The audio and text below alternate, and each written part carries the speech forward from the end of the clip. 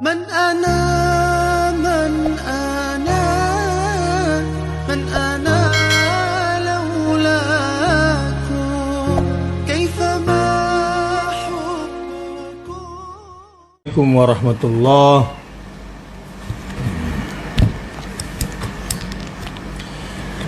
Bismillahirrahmanirrahim. Assalamualaikum warahmatullahi wabarakatuh.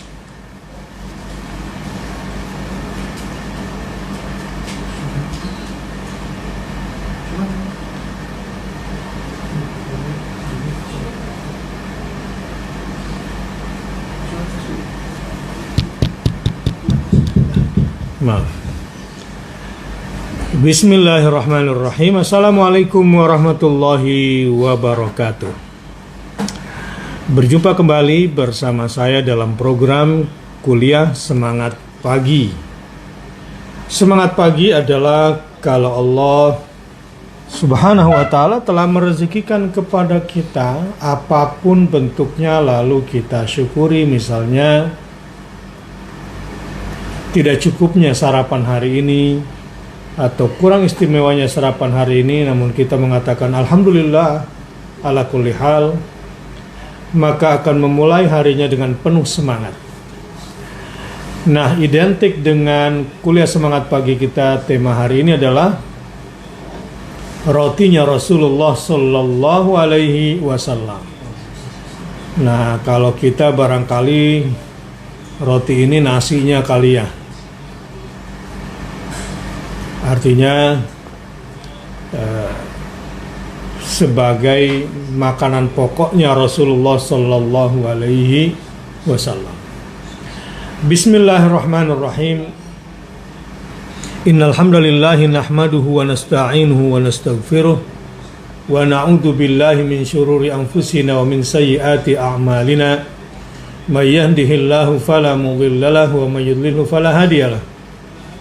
Asyhadu an la ilaha illallah wa asyhadu anna Muhammadar Rasulullah.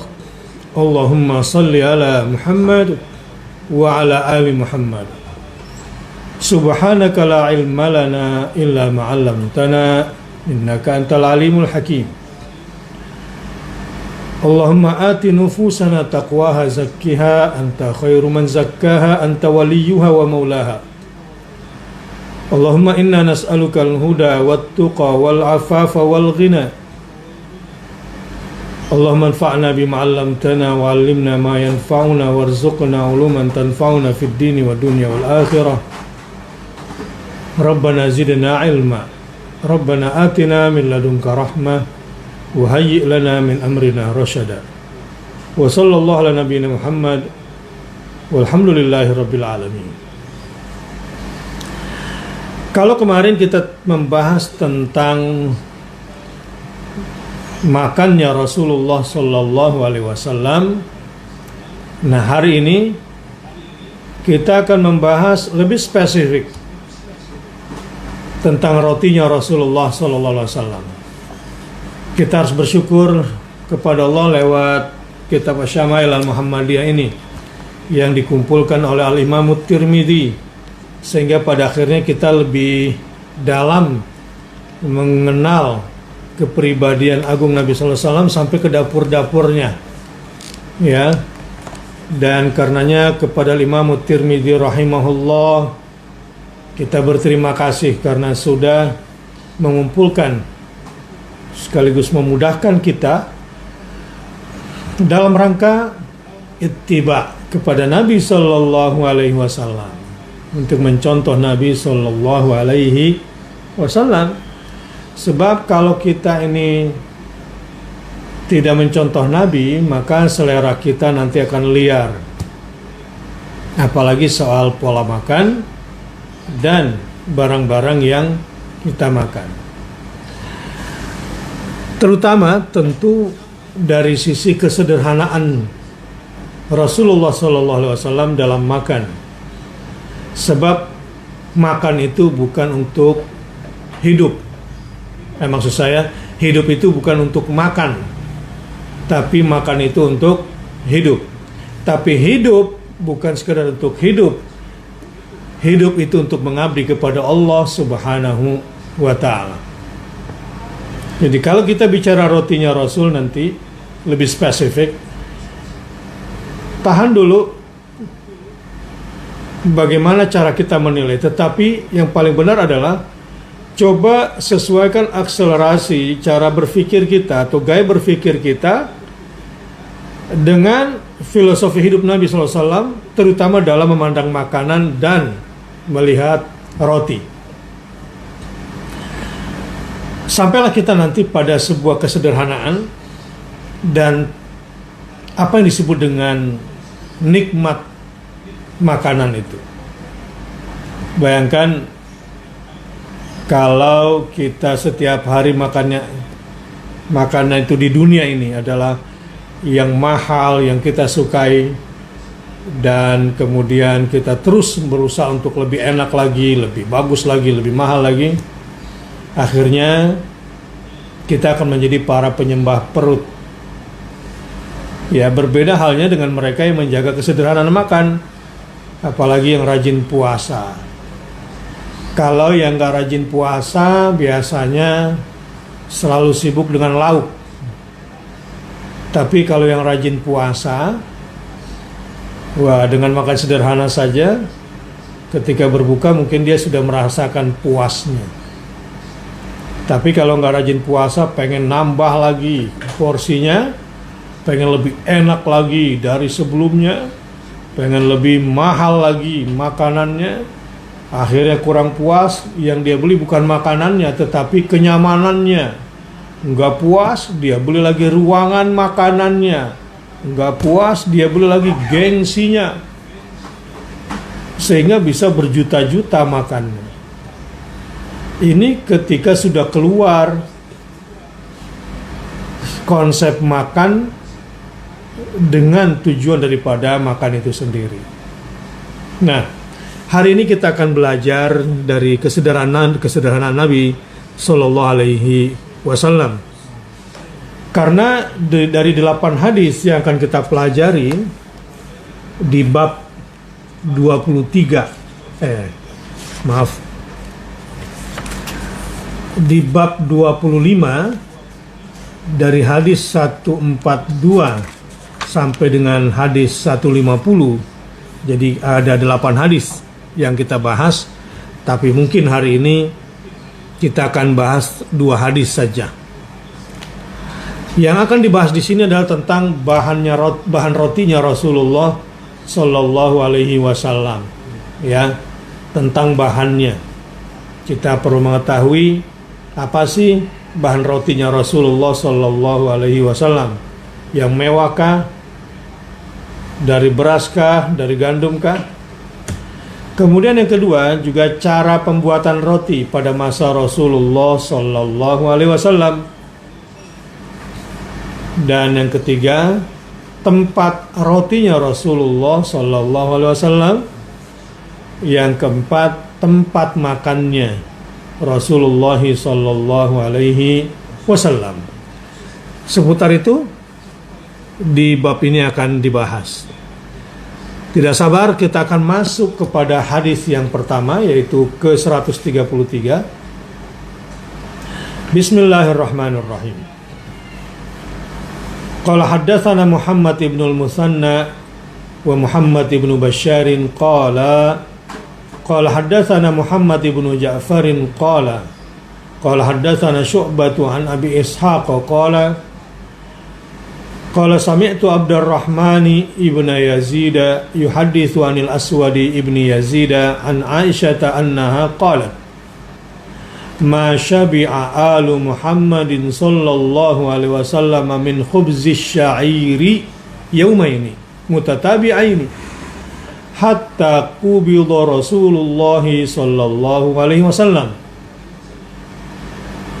Dari Al-Aswad bin Yazid dari Aisyah, ia berkata, Rasulullah sallallahu alaihi wasallam tidak pernah kenyang. Ma syabi'ah. Jadi Rasulullah sallallahu alaihi wasallam tidak pernah kenyang oleh apa? Dari roti gandum. Berapa lama? nggak pernah kenyang dengan roti gandum 2 hari berturut-turut hingga Rasulullah Shallallahu Alaihi Wasallam wafat. Nggak pernah kenyang makan roti yang terbuat dari gandum 2 hari berturut-turut, enggak. Jadi kalaupun pernah berarti 1 hari kenyang, besoknya enggak kenyang.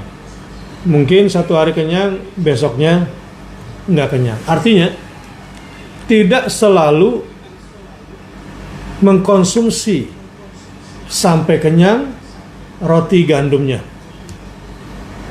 Ya. Terkait dengan gandum ini barangkali kalau kita ini berasnya al-burru, ar-ruzzu. Jadi al-bur itu adalah gandum, ar-ruz nasi. Nah, kalau di kita mahalan mana roti berkualitas? Terbuat dari tepung ya. Atau yang tepungnya tepung apa dulu ya? Kan ada tepung macam-macam nih, bisa dari beras, dari umbi-umbian. Nah, ini yang istimewa barangkali yang dari gandum. Kembali kepada seleranya Rasulullah dan para sahabat pada masa itu. Berarti yang istimewa barangkali katakanlah roti gandum ini. Nah, Rasulullah SAW kalaupun dapat roti yang bahannya gandum, tidak pernah 2 hari berturut-turut kenyang. Artinya sesekali saja Rasulullah kenyang. Dalam berapa lama beliau seperti itu? Sampai wafatnya. Baik, sekarang kita coba dalami hadis ini. Hadis ini berasal dari Ummul Mukminin Aisyah radhiyallahu anha, istri Rasulullah sallallahu alaihi wasallam. Karenanya sangat valid, karena yang ngomong istrinya, istri beliau yaitu Aisyah radhiyallahu anha, yang cerita langsung live dari dapurnya Nabi sallallahu alaihi wasallam. Valid di sini, dan di mana beliau menceritakan bahwa roti gandum yang biasa mengenyangkan seseorang tidak pernah tersedia di dapur Nabi sallallahu alaihi wasallam dalam 2 hari berturut-turut hingga beliau wafat. Maknanya apa kira-kira informasi ini? Di dalam rumah seorang hamba Allah yang paling mulia tidak pernah tersedia roti gandum 2 hari berturut-turut. Ini menggambarkan apa kira-kira? Kesederhanaan hidup beliau sallallahu alaihi wasallam. Itu yang pertama. Dan menunjukkan bahwa beliau tidak banyak makan. Dan yang ketiga, bahwa dalam urusan dunia beliau tidak terlalu concern. Artinya tidak berjuang memfasilitasi hidupnya dengan hal-hal yang tidak bernilai, yaitu dalam urusan keduniaan. Nah, jadi ada 3 poin di sini. Yang jelas saya malu banget ini, dan kita semua pasti juga akan merasa malu dengan Rasulullah SAW. Padahal kalau Rasul mau bermewah-mewah, ya jauh lah. Tetapi beliau memilih satu sederhana. Memang di dunia ini, andai kita bisa kaya raya, sederhana jauh lebih baik. Di dunia ini, andai kita bisa beli yang mahal, sederhana lebih baik. Pertengahan. Andai kita bisa makan mewah, maka sederhana jauh lebih baik. Saya tidak perlu menjelaskan sederhana jauh lebih baik. Ausatul umur.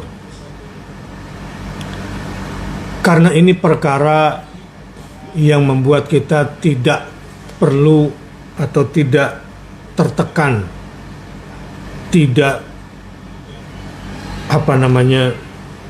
terobsesi untuk hal-hal yang tidak kita butuhkan. Hidup ini sebetulnya kalau mau dibikin susah ya susah, Kalau mau dibikin sederhana ya sederhana. Nah, dari pola makannya Rasulullah SAW, selain sederhana, bahan yang dimakannya juga tidak banyak, sederhana saja. Sebab lambung kita nih atau pencernaan kita ini tergantung habitnya. Kalau suka dipaksain muang lama-lama ya dia melar dia. Itu habit terbentuk. Tapi kalau dibiasakan secukupnya, ya segitu juga makannya.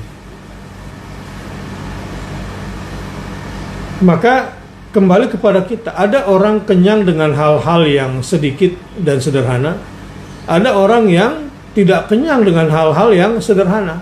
Mungkin karena sudah terlalu membiasakan hidupnya dengan kemewahan dan harus banyak. Udah mau yang mewah-mewah, maunya banyak pula.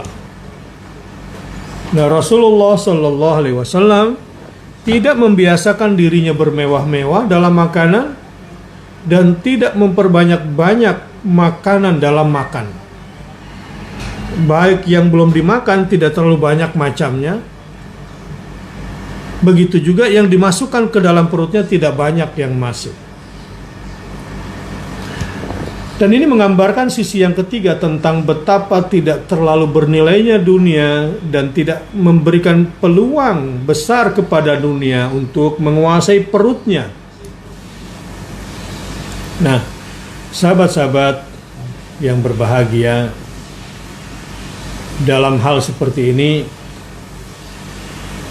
menarik sekali untuk kita dalami. Bang Alif, tolong ambilkan HP yang di dalam. Tadi subuh saya membaca ayat yang sangat menyentuh untuk ditadaburi. Sampai akhirnya saya share tadi kepada orang-orang yang saya anggap paham, ya. Dan saya ingin share di sini kepada para sahabat semua ayat yang tadi saya share. Menarik sekali di dalam Al-Quran, surat Al-Furqan ayat 68. Ayatnya berbunyi, A'udzubillahi minasyaitonir rajim.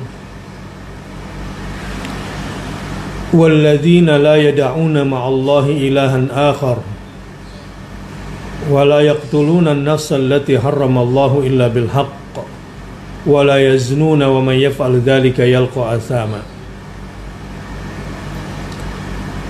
Ini ibadur rahman.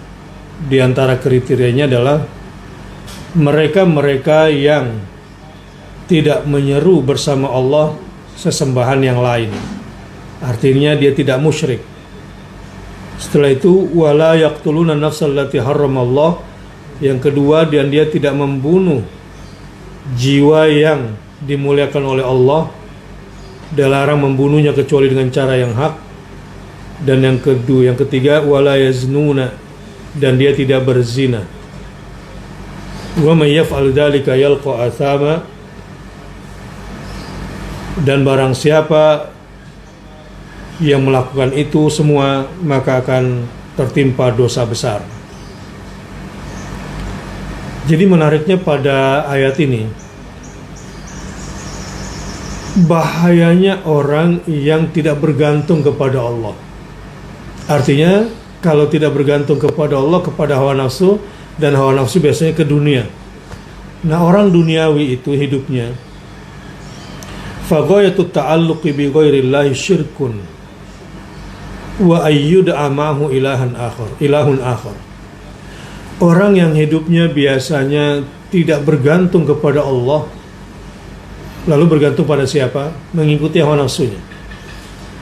Nah, ketika itulah nafsu ini menjadi sesembahan lain yang disembah bersama Allah.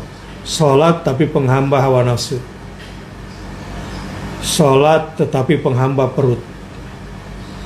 Salat tapi menjadi penghamba dunia. Efeknya, orang-orang seperti ini adalah pasti melakukan dua hal berikutnya: membunuh dan berzina di ayat ini.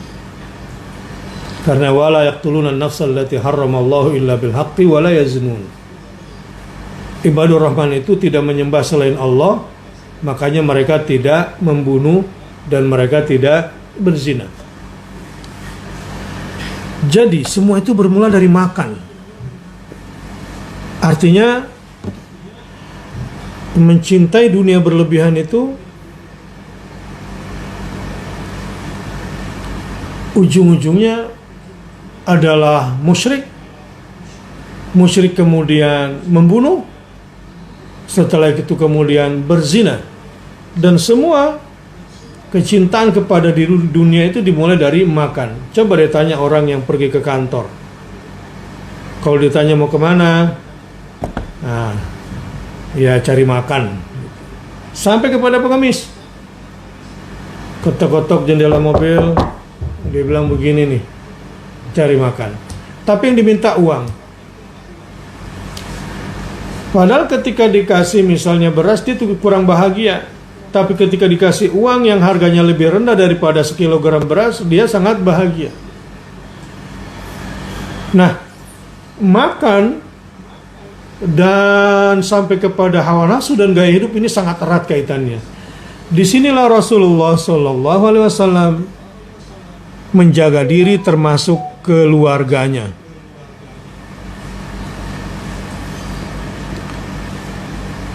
Dari berbagai macam kemewahan, dari berbagai macam banyak-banyak makan. Di sini Rasulullah SAW menjaga diri, dan ini harus menjadi teladan bagi kita semua. Baik. Siapa yang dimaksud di sini? Masyabi'a alu Muhammadin. Tidak pernah kenyang keluarga Muhammad SAW. Keluarga yang mana yang dimaksud di hadis ini? Yang dimaksud dengan keluarga Muhammad SAW dari hadis ini adalah keluarga yang beliau nafkahi secara langsung. Bukan keluarga besar, keluarga Hashimi atau keluarga keturunan Abdul Muttalib. Bukan. Tetapi keluarga, kalau bahasa kita barangkali keluarga inti, yang wajib bagi Rasulullah untuk menafkahi secara langsung. Bukan keluarga besar beliau yang haram menerima sedekah. Jadi Rasulullah dari keluarga besarnya dilarang menerima sedekah. Tetapi untuk yang dinafkahi langsung oleh Rasul, ini yang dimaksud dengan keluarga yang tidak pernah kenyang, memakan roti yang terbuat dari gandum 2 hari berturut-turut. Sekarang kita tambah hadis yang kedua, atau hadis yang ke-144. Sahabat-sahabat yang berbahagia, hadis yang kedua, qala haddatsana Abbas ibnu Muhammadin ad-Duri qala haddatsana Yahya ibnu Abi Bukairin qala haddatsana Hariz bin Uthman an Sulaimi ibn Amir qala sami'tu Aba Umamah al-Bahiliyya yaqulu ma kana yafdulu an ahli baiti Rasulillah sallallahu alaihi wasallam khubzus sya'iri. Ini sekarang hadisnya dari Abu Umamah dari Sulaim bin Amir. Ia berkata, aku mendengar Abu Umamah al-Bahili berkata, tidak pernah ada persediaan roti gandum yang berlebih dalam keluarga Nabi Sallallahu Alaihi Wasallam. Jadi Rasulullah SAW itu punya tempat makan di rumahnya, tapi tidak pernah punya persediaan roti gandum yang berlebih di dalam keluarga Nabi, yakni keluarga inti yang diberi makan oleh Rasulullah Sallallahu Alaihi Wasallam. Nah, hadis yang semisal ini juga disebutkan dalam Sunan At-Tirmidzi dan Musnad Imam Ahmad. Jadi kembali kepada gaya hidupnya Nabi Sallallahu Alaihi Wasallam. Ini soal makan, terutama bahan makanannya Rasulullah Sallallahu Alaihi Wasallam. Makana yafdulu di hadis ini. Tidak pernah melebihi batas kecukupan. Jadi untuk bahan konsumsi Rasul, terutama makanan pokok, Rasulullah tidak pernah menyimpan. Nah, tapi jangan salah paham, di hadis lain juga Rasulullah pernah diriwayatkan menyimpan makanan 1 tahun untuk keluarganya. Ada riwayat lain yang nanti kita akan bahas. Tetapi di hadis ini dulu perlu kita fahami cara pandang kita melihat keluarga Nabi dan soal makan roti ini. Yang pertama adalah makan yafdulu. Tidak pernah melebihi batas cukup. Jadi bukan banyak, tetapi cukup. Nah, cukup itu tentu relatif. Tapi kalau dilihat dari pola makan Rasul yang nggak banyak, dan pola makan keluarga Nabi juga yang sangat sederhana, ya berarti ya cukup itu ukurannya adalah yang mengenyangkan perut Nabi dan keluarga yang sudah kenyang hanya dengan hal-hal sedikit. Jadi tidak menumpuk banyak di situ.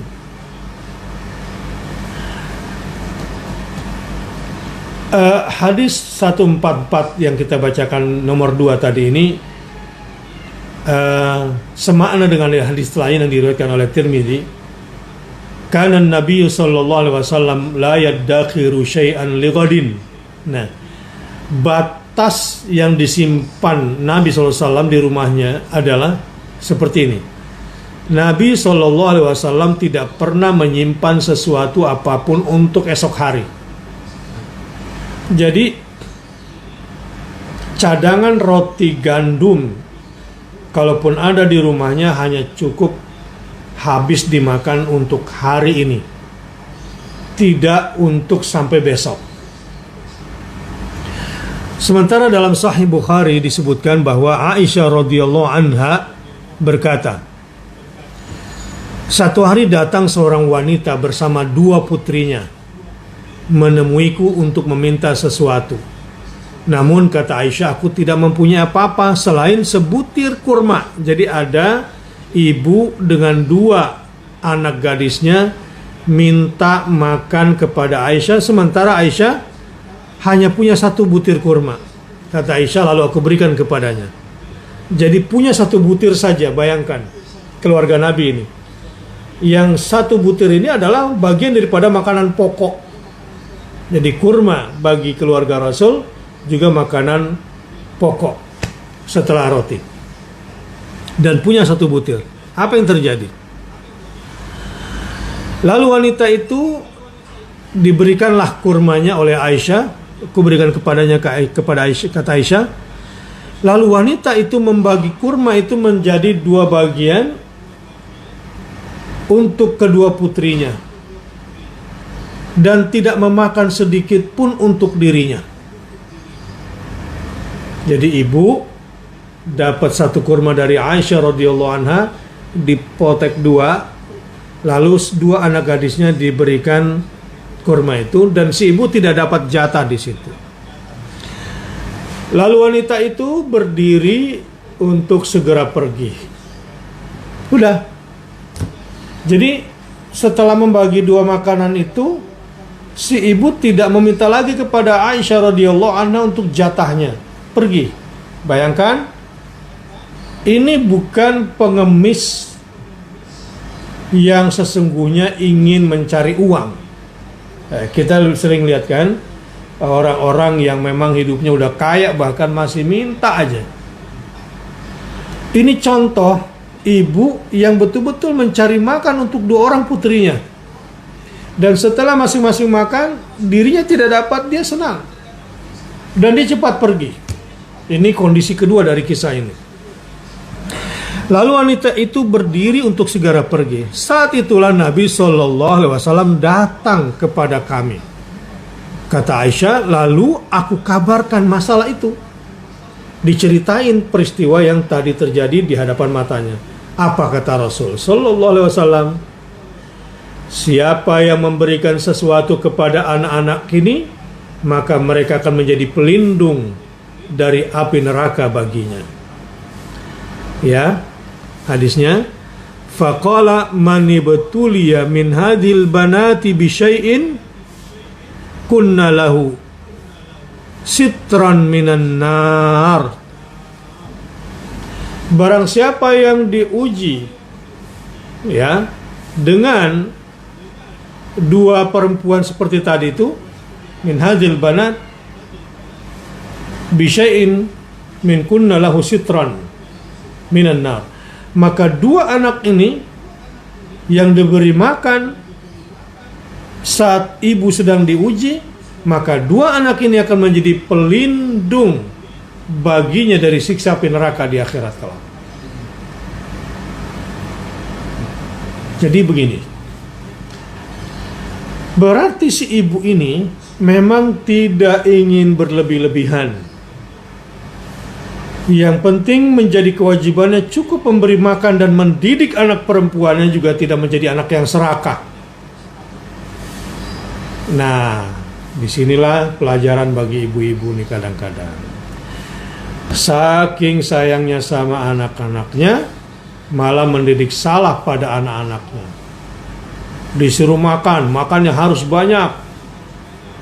Ya, memang sih senang kita orang tua kalau makan anak kita banyak, harus habis. Senang kalau makanan anak kita habis. Tapi tanpa terasa sebetulnya dalam banyak hal ibu-ibu juga sering menjerumuskan anaknya kepada cinta dunia, dimulai dari berlebihan memberi makan kepada anak-anaknya. Akhirnya banyak orang tua berapapun penghasilannya tidak cukup untuk anaknya, karena anaknya selalu ingin terus lebih, ingin terus banyak, ingin terus mewah.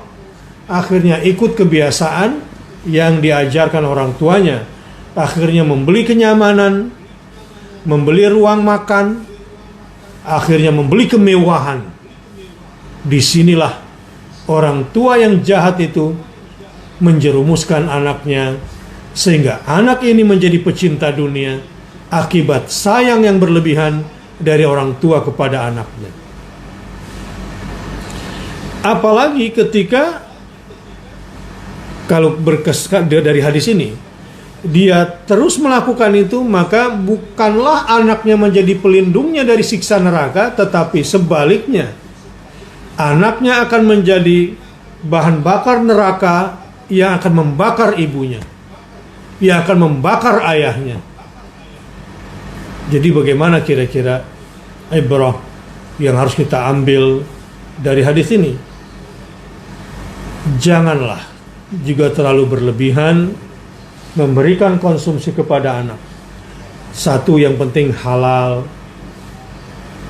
Dua, berkah. Tiga, nutrisinya cukup. Ini berkah juga udah masuk sebetulnya. Dan yang keempat, sederhana. Dan lima, tidak harus mengenyangkan dengan porsi yang membuat anak-anak kemudian sejak kecil lambungnya sudah melar, pencernaannya sudah melar, sebab habit yang ditanamkan oleh orang tuanya yang berlebihan. Padahal kalau orang tua, utama ibu, mau berpikir, anak itu kan hanya dengan susu setetes demi setetes, pada akhirnya bisa kenyang. Kenapa kemudian kita memaksakan dengan hal-hal yang berlebihan untuk anak kita? Disinilah tanpa disadari ibu dan ayah sering menjerumuskan anak-anaknya.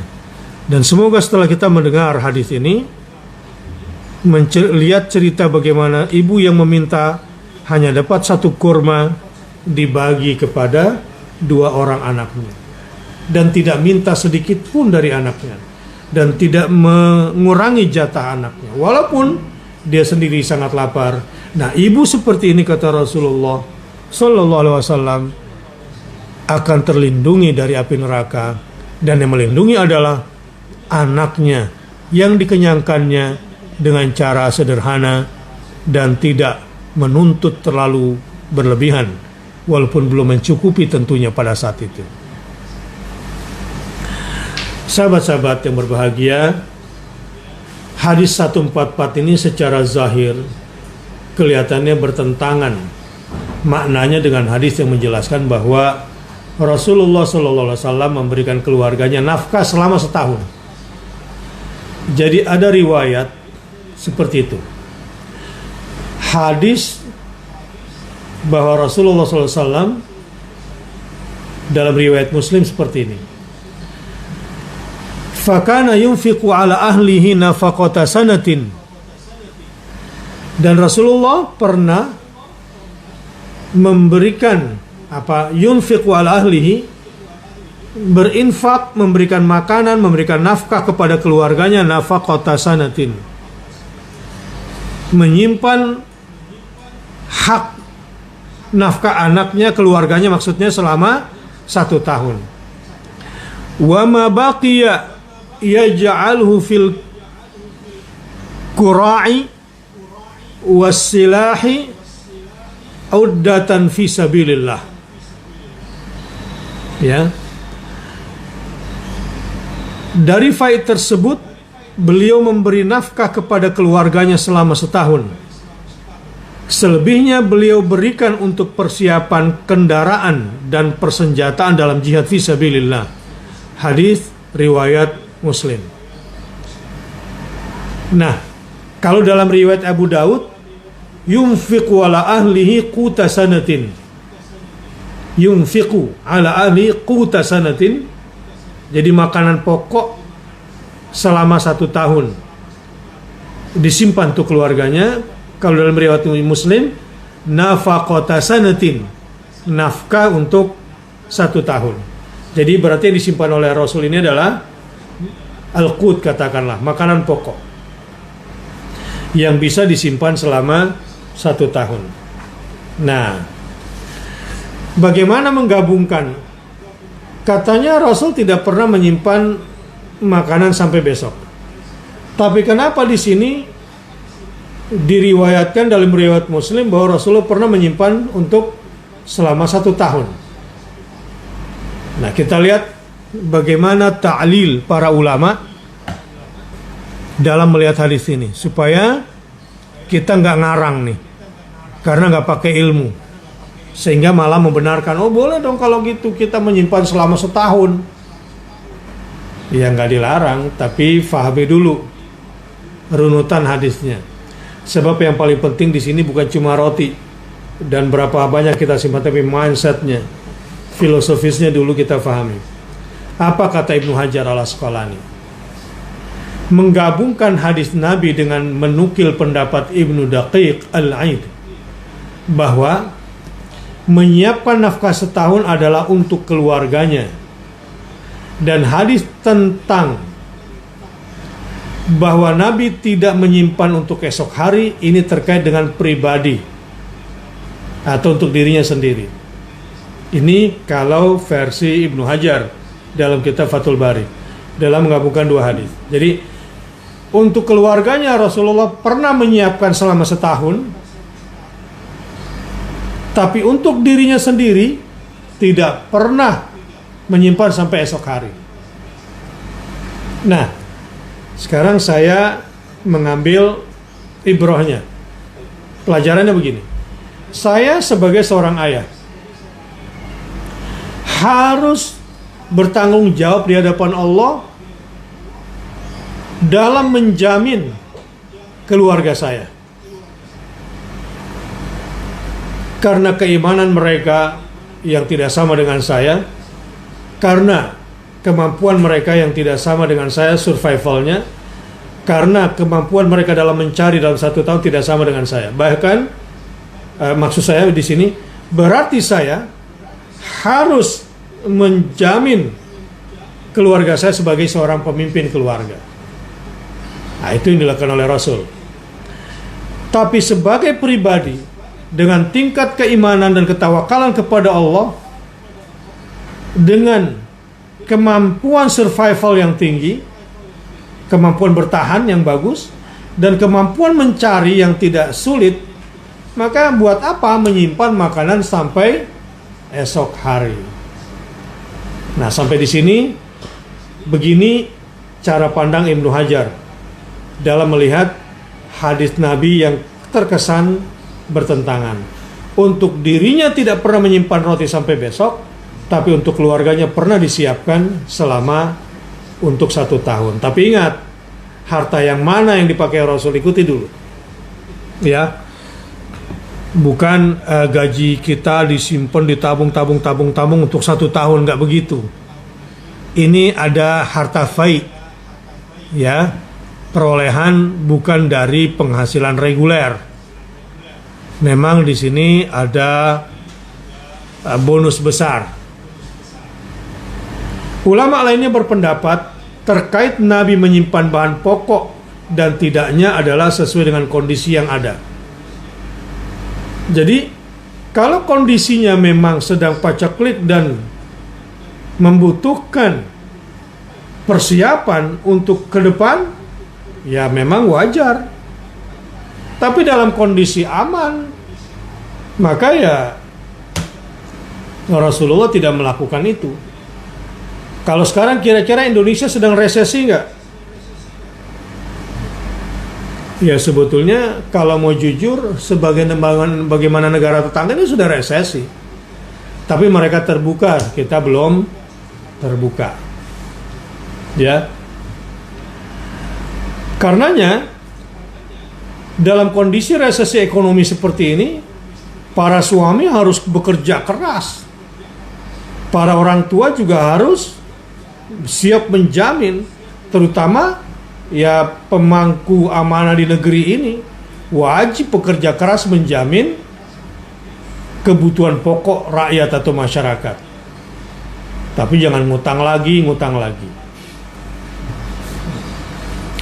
Bagaimana memanfaatkan potensi alam yang kita miliki yang besar ini dengan mengajak rakyat semua ikut kreatif dan bekerja keras.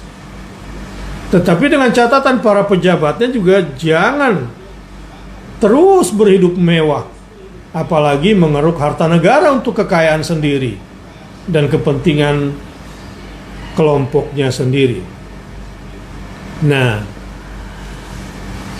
jadi ulama lain berpendapat terkait Nabi menyimpan bahan pokok dan tidaknya adalah sesuai dengan kondisi yang ada, yakni ketika masyarakat membutuhkan bahan pokok maka Nabi tidak menyimpannya, dan beliau menyimpannya ketika masyarakat tidak banyak membutuhkan. Jadi lihat kondisinya. Kalau kondisi masyarakat muslim pada saat itu sudah tidak membutuhkan, Rasul simpan. Tapi ketika masyarakat membutuhkan, maka keluarganya pun kadang dikorbankan. Harus mengambil resiko dengan memakan dengan hal yang sederhana, tapi sederhana paling bawah. Nah, gitu Rasulullah Sallallahu Alaihi Wasallam. Dan mudah-mudahan ini juga menjadi teladan bagi pemimpin negeri ini atau mereka-mereka yang memiliki akses untuk mendapatkan jatah dari negeri ini. Jangan makan sendiri dan menumpuk buat keluarganya tanpa memperhitungkan kebutuhan rakyat yang hari ini sedang susah. Sekarang pendapat lain. Al-Bajuri menjelaskan bahwa hadis 144 di mana Rasul tidak menyimpan kalau kita lihat hadis 144 ini tidak pernah menyimpan makanan dalam bentuk roti gandum melebihi dari batas cukup. Nah, itu hadis 44. Dengan hadis yang menjelaskan bahwa Nabi menyimpan bahan pokok selama setahun, bahwa lihat keterangannya, beliau menyimpannya untuk siapapun yang membutuhkannya, sehingga beliau bisa memberikan darinya apa yang dibutuhkan oleh orang lain, dan apa yang beliau simpan bisa juga diberikan kepada orang lain.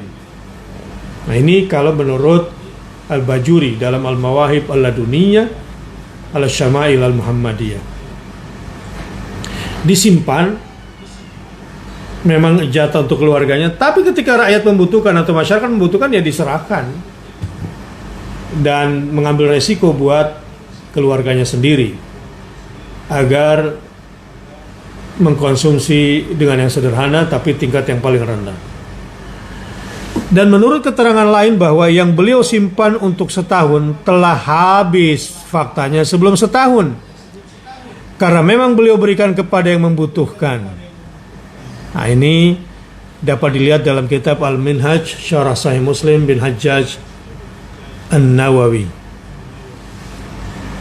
Terkait masalah menyimpan bahan pokok selama setahun, Imam Nawawi mengatakan bahwa hal tersebut dibolehkan dan ini tidak merusak tawakal kepada Allah Subhanahu wa taala. Adapun menyimpan bahan pokok di masa yang sulit sehingga menyusahkan kaum muslimin yang lain, maka hal ini tidak diperbolehkan. Jadi begini, Anda punya stok beras cukup untuk 1 tahun. Kalau memang kondisinya sedang aman dan orang-orang tidak terganggu, ya boleh. Tapi dalam kondisi paceklik, ini yang nggak boleh. Serakah hanya untuk kepentingan sendiri, ini yang dilarang. Nah, sahabat yang berbahagia, sampai di sini dulu 2 hadis yang saya jelaskan. Di penghujung materi saya ingin mengingatkan, perut kita ini bisa lebih dalam dari lautan dan bisa lebih luas dari seluruh persawahan. Kalau perut kita ini tidak dididik dengan hal-hal yang sederhana. Yang kedua, anak-anak kita juga bisa mengkonsumsi yang tidak perlu untuk dikonsumsi. Misalnya mengkonsumsi kemewahan, mengkonsumsi kenyamanan yang sebetulnya mereka tidak perlu untuk sampai tingkatan yang mahal-mahal dalam mengkonsumsi, karena ada tambahan kemewahan dan kenyamanan yang sebetulnya itu bisa merusak jiwa dan mental mereka. Nah, karenanya kembali kepada filosofi makan, maka kalau bisa dengan yang sederhana, maka janganlah membebani diri untuk yang mahal-mahal. Di penghujung ini saya ingin mengucapkan doa dan juga terima kasih kepada yang sudah berwakaf. Ada Umi Yuni, ada Herdi Ramdhani, Arif Zulkarnain, Wagira, Eyang Ira, Entin Rostiani, Wirdian Bustari, Imelda Kamal, Zahra, Vivi, ada RHS rahasia berarti, ada Triana Suryaningsi, ada Mianti, ada Dani Muhammad, Karlina Risani, Bianca Nasution, ada Fitri, dan ada hamba Allah yang pada tanggal 29 telah berwakaf, juga yang sekarang pada tanggal 30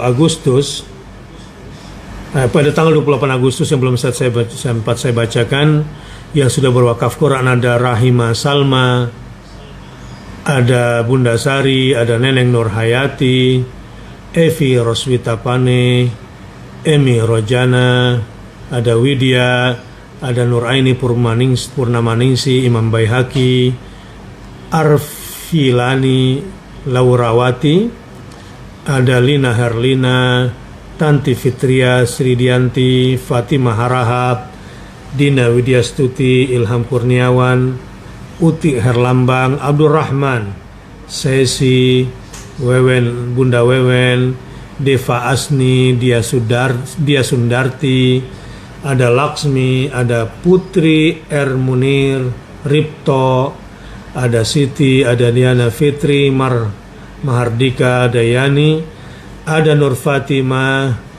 ada Ibu Ani Rusyati, ada Hesti Perwitasari, ada Nur Aziza Arif, Siti Nurbaya, Uti lagi, Toha Surjana, Haja Herawati, Agustina Gandanani, Farhan Hasan Aziza, Tisa Twi Saptarini. Semua saya doakan mudah-mudahan wakafnya sesuai dengan hajatnya disampaikan oleh Allah Subhanahu wa taala. Juga ada Hairudin, Kigan, Faulina, ada Isa dan Titin Paulina, ada Vera Rendani dan Nirmala, Ida Ayu Marini, Fitria Nur Hikmah, Anissa Nur Syamsita, Julianti Dewi, Rahmawati, Umi Hasana, Rania Taufik, Sofia Sari Marjimi, Atik Dwi Utami, Amina, Kartini, Linda, dan Gita. Semoga Allah Subhanahu wa taala kabulkan wakaf mereka, dan kami sudah doakan mudah-mudahan semua hajat-hajatnya lebih besar yang didapatkan, melebihi dari yang dihajatkannya dari Allah Subhanahu wa taala dari wakaf Qur'annya. Nah, bagi yang di Instagram, di Facebook ya, yang juga ingin berwakaf Quran, bisa menghubungi nomor 0813 801 7866 78766 maksud saya, 0813 801 78766. Di situ juga nanti akan dikirimkan oleh tim wakaf Quran di komennya tentang kemana rekeningnya. Dan ini kesempatan bagi kita untuk melakukan kebaikan, diniatkan untuk almarhumah, untuk almarhum, untuk orang-orang kita cintai. Kita bersedekah dengan wakaf Quran tanpa harus diketahui. Mudah-mudahan ini menjadi al-khabi'ah, investasi amal saleh yang ikhlas karena Allah yang tersembunyi. Mudah-mudahan bisa menjadi penyebab semua kebaikan dan dijauhkan dari berbagai macam keburukan hidup kita. Silakan hubungi CP-nya 0813 801 78766 bagi yang ingin berwakaf Quran. Bismillahirrahmanirrahim. Alhamdulillahirabbil alamin, hamdan yuafi ni'amahu wa yukafi mazida ya rabbana wa lakal hamdu kama yanbaghi li jalali wajhikal karim wa 'azimi sultanik. Allahumma shalli ala Muhammad wa ala ali Muhammad. Allahumma arhamna bil Qur'an, Allahumma arhamna bil Qur'an, Allahumma arhamna bil Qur'an, ya Allah ya Rahman ya Rahim. Semua yang berwakaf Al-Quran dengan semua hajatnya, pastilah Engkau berikan kepada mereka apa yang mereka niatkan. Namun ya Allah, kepada mereka berikanlah lima tuhibbu wa tardha, melebihi dari yang mereka hajatkan. Jika pemberian itu ikhlas karena Engkau, berikanlah kepada mereka sesuatu yang Kau cintai, sesuai yang Kau ridhai untuk mereka ya Rahman ya Rahim. Wa sallallahu ala nabiyina Muhammadin sallallahu alaihi wasallam walhamdulillahi rabbil alamin. Sampai jumpa esok hari, dan kita tutup subhanakallahumma wa bihamdika asyhadu an la ilaha illa anta astaghfiruka wa atubu ilaik. Wa sallallahu ala nabiyina Muhammadin. Wassalamualaikum warahmatullahi wabarakatuh.